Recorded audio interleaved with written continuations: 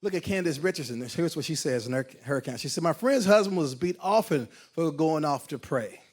He was still off to the woods and pray, but the beatings never stopped him from praying. One time, Master beat her husband so unmerciful for praying that his shirt was as red from a blood stain as if you painted with a brush. Then she said this, it was his prayers and a whole lot of other slaves that caused you young folks to be free today.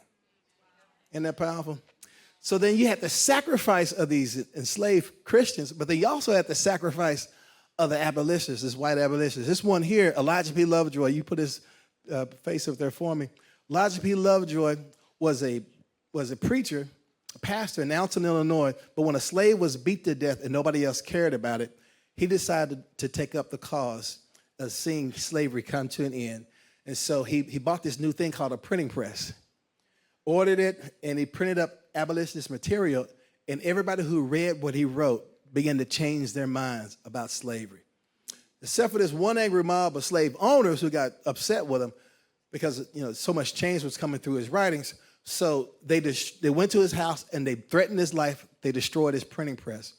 Then he ordered another printing press. They went to the post office before it was delivered to him and destroyed the printing press there. So Elijah P. Lovejoy, he showed up at his city council. If you go to the next slide, he's standing before his city council and the mayor. He said, listen, y'all, it's the duty of the government to protect its citizens. Why aren't you protecting me? And the mayor and the city council said, sir, if you just stop printing what you're printing and preaching what you're preaching, that would be your protection. Look what he said to him. He said, I have counted the cost and stand prepared freely to offer up my all in service to God. Yes, sir, I am fully aware of the sacrifice I make in here, pledging myself to continue this contest to the last. Then he says this, forgive these tears. I had not intended to shed them.